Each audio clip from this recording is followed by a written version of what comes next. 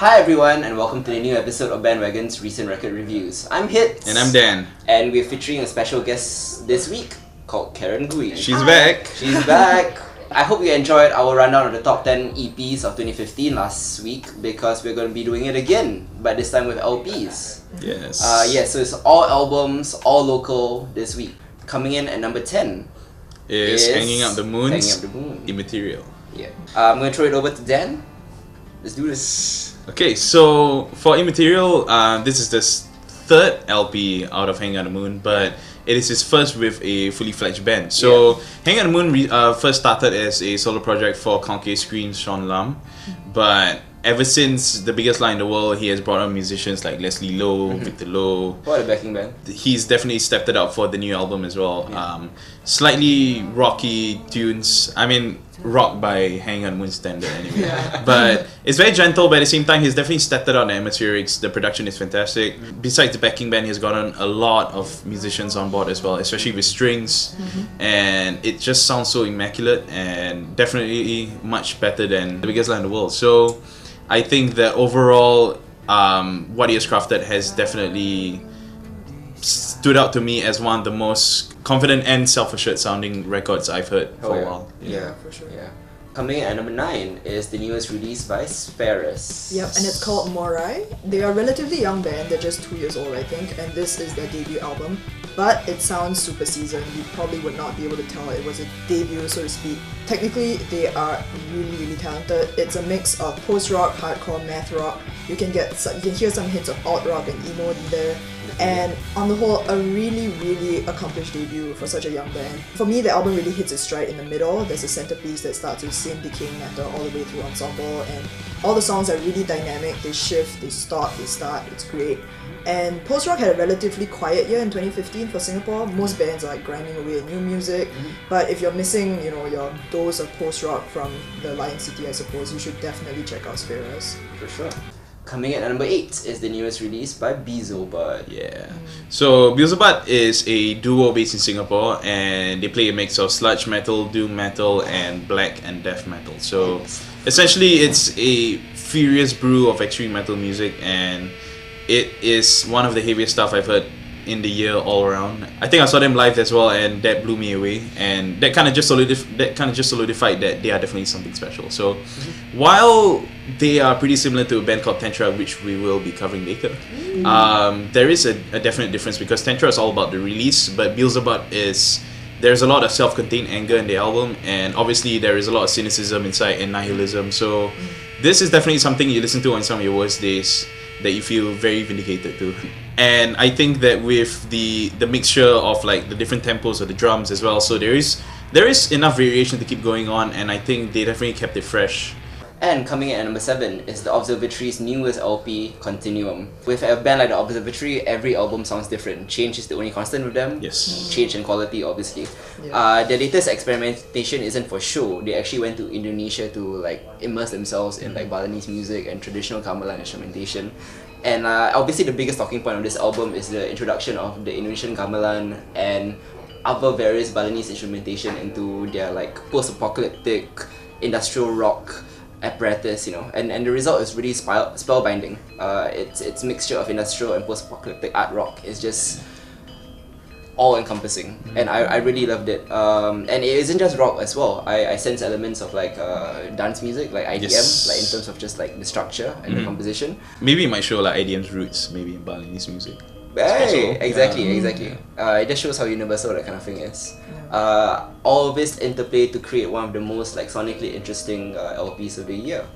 Coming in at number 6, our next album is Daily Ritual. Yeah, this is Daily Ritual's self-titled album. 8 straightforward tracks of melodic punk rock that's very politically charged. It's also kind of dystopian. If you go through the lyrics, you see how cynical and how dark everything is. Much of Singaporean mainstream rock and punk is actually very apolitical, I find. Daily Ritual stands apart from all that. The most obvious instance of that is a song called Cold Store Operation, and if you know your Singaporean music, you know that they are talking about an episode that our society still has trouble discussing today. And I think it's super valuable that bands and musicians like Daily Ritual actually address these issues in their art. Although the rest of the album is not so referential, the songs still address political issues that have long been like staple punk subjects, you know, like surveillance, war, policing. Or even depression as well. Yeah, for sure, definitely. That's a great song. Yeah, and the thing about Daily Ritual is that, you know, really heavy topics, but the songs bang, and like the riffs are really great.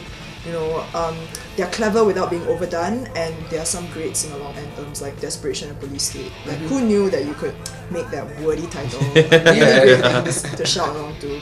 One last thing about Daily Ritual, we go to Bandcamp, they've priced the digital album at 1,000 Singapore dollars. I love that. You know, salute to Daily Ritual. What a great statement. Please let us know if anyone's actually bought that at $1,000. Yeah, we'd love really to like talk to know. to you. Coming at number 5 is an album that we universally love. It's Tantra's debut album. Yes, Tantra's debut album is called Death Trance Ritual. Now, this is the first album we've heard from this mysterious trio from Singapore. Mysterious to the point where they've only played probably like 2 shows ever in Singapore. But the 2 shows that they've played, which you can see on YouTube, is definitely some of the most haunting stuff we've ever seen from a Singaporean band. So the stuff that they've produced is, by all means, still death metal, by black metal, sorry. But it's probably some of the most engaging black metal we've heard, mainly because of their approach, where they've actually infused Taoist influences inside, from the imagery to the lyrics to even some of the through probably like the intros and the outros as well. There's chanting and all of that just adds to this very mystical quality that the album has, which I've not heard much from black metal nowadays, to be honest. The aesthetic is so on point. Yes, definitely. So at the same time, it's really just 40 minutes of straight up doomy black metal that really just rips, and very haunting, very hypnotic as well. It can actually probably leave in like a trance-like daze. Yeah. Probably is what it's supposed to do anyway. So yeah, I think one of the most unique metal albums we've heard all year, and it comes from Singapore as well. Yeah. Coming in at number 4 is Xhin's self-titled album, Xhin. Besides Wormrot, there probably hasn't been a bigger Singaporean export in terms of music than Xhin. He's made such a big impact in the techno scene in Europe. He's been picked up by massive labels like Stroboscopic Artifacts and most recently Semantica Records over in Madrid. His dark and severe experimental forays into techno have earned him renown all over Europe and indeed around the world. Publications like Resident Advisor have picked him up. But what's really surprising about his new LP isn't its quality. We all expect that from Xhin. It's the fact that he made a post-metal prog rock album. It's a guitar-centric rock album, which is like mind-blowing. Take that in for a second. Like, this was all written, produced, composed. He played every instrument on this. It's crazy, like technicalities. Like, I've spoken to like a lot of rock musicians in Singapore, and they were so blown away by how good this is. Their only comment is stay in your lane. Scared lah. Yeah, scared lah. Like this techno guy just like fucking comes in. I'm sorry for cursing, but this techno guy just comes in and just like bodies it, man. He goes in hard on this one. It's equal parts progressive rock and post metal, as I explained, and this virtuoso effort is a feat that most bands would struggle to pull off as a unit. It's pretty amazing. He displays complete mastery of his craft, and shows that he's a genius in various disciplines, which is why he ranks so highly in our top 10 albums list. He comes in at number 4. And now, our top 3. Woo. Coming at number 3 is Charlie Lim. Time and Space. Or Time/Space. Yes. Or double EP by Charlie Lim. Technically it's a double EP, but you know, it's an album, come on. Yeah, We'll do what we want. Yeah. So full disclosure, Charlie actually works for Bandwagon, but Time and Space came out before he joined us. So, and I honestly, good music is good music. Charlie really deserves his number 3 spot. Yes. This is his second release after Pedestal, which was 4 years ago, and this is truly a labor of love. And if you've been listening to Singapore music this year, Charlie really needs no introduction, honestly. Pedestal was more jazzy and neo-soul, it was more obvious, and Charlie kind of transitions from that with Blah Blah Blues.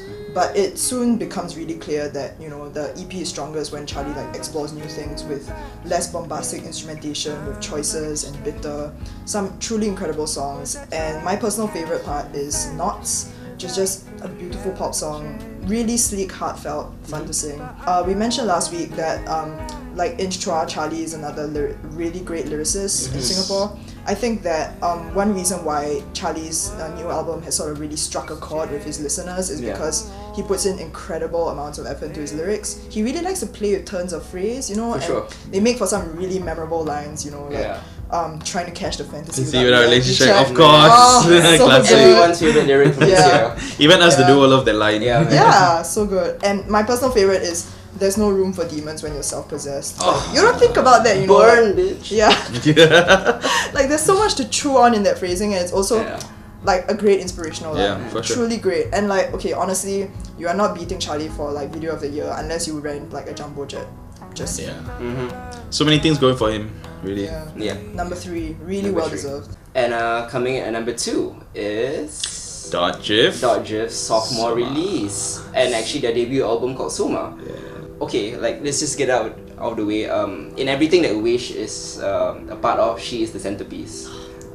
In Sub Shaman, in .gif, in solo project obviously, but like with this, Din, like Nuruddin, her production partner in this and partner in life, I guess. Yes. Gets to really shine. His beats are amazing. It's sonorous, it's dense, it's dark, and it's pitch black. And he's really helped out by the master that was done by Jason Tan on this one. So Din really gets to shine here. But that being said, the lusher backdrop actually accentuates Wish's immense control and remarkable range. She's just one of the finest singers in Singapore, but at the same time, she's also one of the finest storytellers because her lyrics are poetic to the max. Which I didn't phrase that very poetically, but poetic to the max. While Saudat drew inspiration from writers like Fitzgerald, Frost, and Beckett, this time they were looking for more cinematic inspiration. So they were inspired by movies like A Streetcar Named Desire and Eating Air, which is a local classic, which inspired their lead single Godspeed. Amazing video, by the way. Through shared narratives, private and fictional, Soma tells the tales of strong-willed protagonists who are just trapped in cycles, and I really like that. It's a very Singaporean issue. Definitely. Yeah, and it's just an all-around, start-to-finish great album. Standouts include the opening track, Blanche. For me, Godspeed is a huge standout. Everybody knows Juvenile, that's been a favourite for a while. Surprising standout is Sate, which features Tim Dakota on it, or as our office likes to call Satay. Also a Singaporean dish. Also a Singaporean dish. Very local album. But that song I could see it being like a top 40 hit like any or Like, would you think this year, like out of all the albums this year, Soma really was the most Singaporean record? Yes. Yeah. So Soma is indeed, like, if you want to rate local albums on that context, Soma will be number 1. Yes. I think any artist making art in Singapore can definitely relate to money, you know, and how they talk about the pressures of trying to earn a living, but also, you know, wanting to create something pure with your art. I think it was a really great track for me. Which is why we rank it so high. It's number 2 on our list. I bet you're wondering what number 1 is. What could be better than Soma? What is better than Soma? What is better than Soma? What is better than Charlie Lim?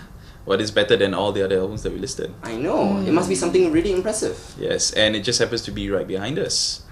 Dun dun dun! Cheating Sons. Cheating Sons. Cheating Sons. That's not Miles Davis' album, by the way. Yeah, That is Cheating Sons. One of the best albums of the year, one of the best records produced in Singapore, in period of all time. Absolutely, Yeah. and I say this with no hyperbole as well. Yeah. Mind blowing. Yeah. It completely blew me away once I started listening to it more, and of course, I think it had to do a lot with just how they improved everything on all fronts: production, instrumentation, even the artwork as well. Like, I did not like the artwork for the first album, but this is amazing. So It's done by Andy Yang. Andy Yang, big ups. who handles percussions as well in the band. Now, one thing which I loved about the album was that they started to weave in all these different elements together, which was so disparate, and some which some would consider out of style in a way, like 50s rock and roll, folk, country, and even a little bit of Asian pop music as well, like vintage Asian pop music. They combine it all together, and the lyricism is on point as well. Instrumentation is fantastic.